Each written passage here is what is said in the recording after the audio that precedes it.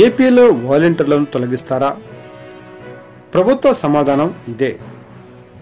ఆంధ్రప్రదేశ్ ప్రభుత్వం వాలంటీర్ల వ్యవస్థను రద్దు చేస్తుందని, వాలంటీర్లను తొలగిస్తుందని టాక్ వినిపిస్తోంది. అయితే దీనిపై ప్రభుత్వం పరోక్షంగా 2 ప్రకటనలు చేసింది. అవేంటో తెలుసుకుందాం.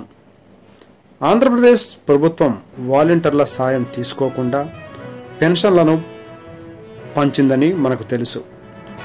1,20,000 మంది సచివాలయ సిబ్బంది ఒకే రోజులో మ్యాక్సిమం పెన్షన్లు పంపిణీ చేసేశారు. అందువల్ల వాలంటీర్లతో ఇక పనేముంది, వాళ్లను ప్రభుత్వం తొలగిస్తుంది అనే ప్రచారం జోరందుకుంది. దాంతో వాలంటీర్లలో ఆందోళన మొదలైంది. తమను తొలగిస్తారేమో అని వారు టెన్షన్ పడుతున్నారు. అయితే వాలంటీర్లను తొలగిస్తామని ప్రభుత్వం ఎక్కడా చెప్పలేదు. పైగా నిన్న CM Chandrababu, deputy CM Pawan Kalyan దీనిపై కీలక ప్రకటన చేశారు. కూటమి ప్రభుత్వం అధికారంలోకి రాగానే సీఎం చంద్రబాబు వాలంటీర్లను తొలగించేది లేదని క్లారిటీ ఇచ్చారు. నిన్న మరోసారి మంగళగిరిలో ఆయన దీనిపై ఓ విషయం చెప్పారు. వాలంటీర్ల అవసరం లేకుండానే పెన్షన్ల పంపిణీ జరుగుతోందని, గత వైసీపీ ప్రభుత్వం వాలంటీర్లు లేకుండా పెన్షన్ ఎలా పంచుతామంటూ ఏప్రిల్లో పెన్షన్ పంపిణీ సరిగా చేయకుండా ఎండల్లో చాలామంది ముసలివారిని కార్యాలయాల చుట్టూ తిప్పి చనిపోయేలా చేసిందని చంద్రబాబు అన్నారు. అందుకే వాలంటీర్లు లేకపోయినా పెన్షన్ పంచవచ్చు అని నిరూపించేందుకే తాము ఒక్క రోజులో పెన్షన్ పంపిణీ చేపట్టామని చంద్రబాబు చెప్పారు.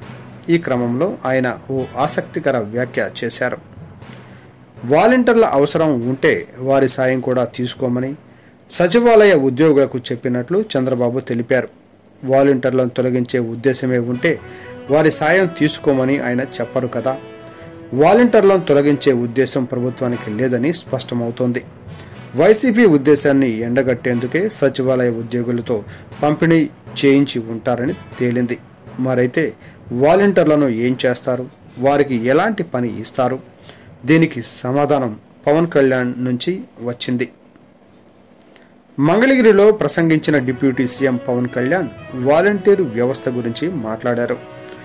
వాలంటీర్ల సేవల్ని ఎలా ఉపయోగించుకోవాలి అనే అంశాన్ని పరిశీలిస్తున్నామని, పవన్ కళ్యాణ్ వారిని క్రమంగా వివిధ శాఖల్లో కింది స్థాయి ఉద్యోగులుగా మార్చే అంశాన్ని పరిశీలిస్తున్నామని అన్నారు. తద్వారా వారిని కూడా ప్రభుత్వంలో భాగంగా చేయాలనుకుంటున్నట్లుగా తెలిపారు. ఏ శాఖలో ఎక్కడికెక్కడ ఎలాంటి అవసరాలు ఉన్నాయో చూస్తున్నామని అన్నారు.